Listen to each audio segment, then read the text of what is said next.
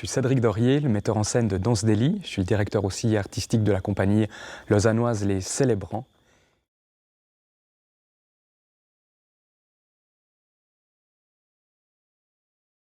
Étonné de ne pas voir son décor, qui devait être là aujourd'hui même. Puis en même temps, il y a quelque chose de mystérieux qui crée une sorte de suspense, parce que c'est un lieu qui permet aujourd'hui tous les possibles. Et ça me plaît beaucoup de me dire que le monde qu'il faut réinventer est un exercice et une entreprise importante aujourd'hui dans notre milieu culturel, mais dans tous les autres milieux aussi, de se dire qu'est-ce qu'on fait, comment on le fait, et comment on va inventer, rêver la poésie, faire du théâtre, se retrouver, se regrouper, partager une parole nécessaire, un visuel nécessaire. Et ça me donne plutôt envie de mettre de l'énergie et d'être stimulé par, et de ne pas baisser les bras surtout.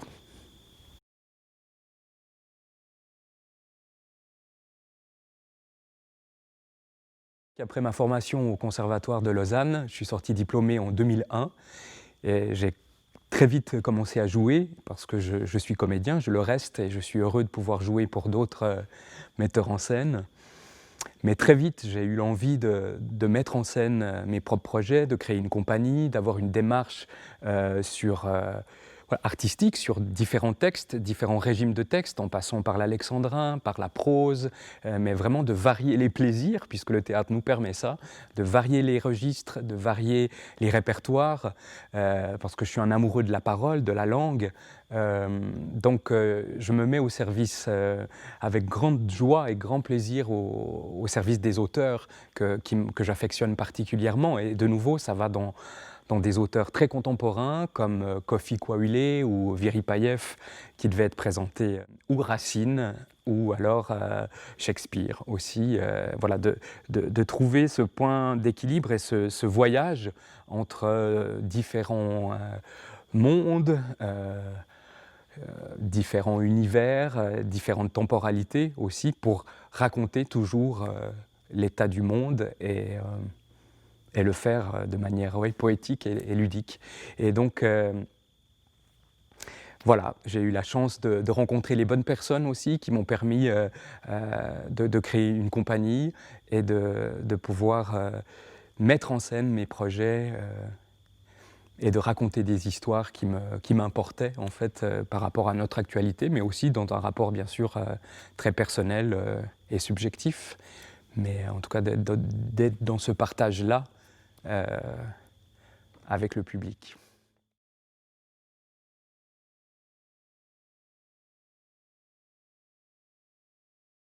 Alors, cet auteur, Ivan Viripayev, qui est un jeune auteur russe, qui est le chef de file finalement de la nouvelle dramaturgie russe, en tout cas il est considéré et il est nommé comme ceci. J'ai vu une première pièce de lui à Montréal en 2018, je pense, une pièce qui s'appelle Les Enivrés, qu'on peut appeler aussi Ivre, dans différentes versions, mais en tout cas la version que j'ai vue, ça s'appelait Les Enivrés, et j'ai tout de suite aimé cette écriture qui est très musicale, très rythmique, et puis qui sortait d'une prose trop psychologique, mais qui avait un niveau de jeu comme ça très ludique et en même temps grave, où il mélange bien dans un esprit russe, et on s'approche un peu de Tchekhov aussi, où il mélange en fait toujours ces deux pôles où on peut être très léger à un moment donné et très triste ou très grave ou très dramatique et complètement loufoque à un autre moment, où il travaille sur le contraste et sur la rupture.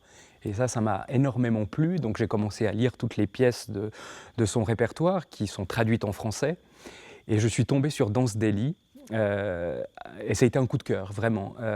Ça a été un coup de cœur parce que le régime d'écriture m'a plu, parce que c'est 5 rôles de femmes de différentes générations, et c'est comme une sorte de Bocca della Verità, de lieu de passage, mais un lieu révélateur, symbolique, où la vie, les états d'existence, ce qui fait nos rapports de force, de tension, mais aussi de réconciliation et d'amour et de fraternité, sont se centralise dans cet espace-là. Et il y a des rapports de mère à fille qui sont développés, des rapports d'amitié, d'amour, de haine. Et j'ai trouvé qu'il y avait dans ces rapports toute l'humanité et tout ce qui fait que voilà, on cherche à traverser la vie avec toutes ces tensions, toutes ces résolutions. Et puis, il y a bien sûr plusieurs thèmes, c'est aussi ça, c'est la pluralité des thèmes qui m'a plu dans cette pièce. C'est qu'il y a aussi le thème, bien sûr, de la mort qui rôde, de la disparition, qui fait partie aussi d'une thématique que j'aborde depuis 2 spectacles. C'est le 3e qui formerait une sorte de boucle ou de trilogie sur la disparition. Mais ce n'est pas du tout morbide, c'était totalement ludique et vivant. Et il y a aussi cette dimension et cette thématique que Vyripayev pose, c'est la question de la compassion, de la solidarité et d'accepter finalement cet équilibre subtil et souvent compliqué du bien et du mal ou des souffrances de la vie humaine pour essayer de... Est-ce que c'est pour essayer de se libérer ? Je ne sais pas, chacun mettra sa réponse, mais en tout cas, c'est de trouver la vie et d'appréhender les contingences de la souffrance de manière peut-être plus sereine ou être dans une acceptation plus profonde ou une conscience peut-être plus évoluée. Et je trouvais que cette pièce nous parlait de ça, mais tout en restant très ludique et très dynamique. C'est à la fois considéré comme une pièce, comme une comédie satirique, mais aussi comme une pièce philosophique. Et j'ai bien aimé, et c'est ça qui me plaît dans le théâtre, c'est de voir comment une pièce peut... On est rassemblé autour d'une écriture, d'une pièce qui va nous faire rire, va nous faire pleurer, va nous énerver, mais elle va nous faire réfléchir. Il y a une dimension de réflexion, tout en étant très concrète sur les thèmes qui nous interrogent, en tout cas qui m'interrogent et qui, j'espère, interrogent le public. Et ça, c'était le grand plaisir de travailler cette œuvre, de la visiter et puis de la partager avec le public qui devait découvrir ce texte-là.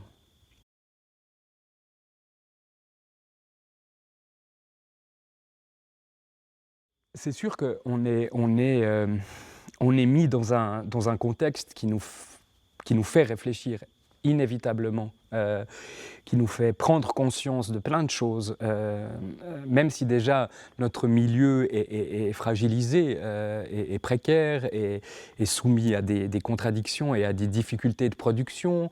Ça, c'est inhérent à la profession, on le dit et c'est vrai. Puis en même temps, on est tous passionnés et donc on y va avec l'énergie, avec l'amour et la passion de ce métier, de l'art. J'ai l'impression aujourd'hui, en tout cas ce que je me dis pour moi très personnellement, c'est qu'il faut redoubler de persévérance, de patience, d'énergie, de dynamique, de tonicité, tous les termes dynamiques qui doivent vraiment être encore plus là à l'ordre du jour pour continuer d'avancer, pour continuer de réfléchir le monde, d'éveiller les consciences et de le faire, de garder vraiment ça comme son cri du cœur, d'être dans l'énergie, d'être dans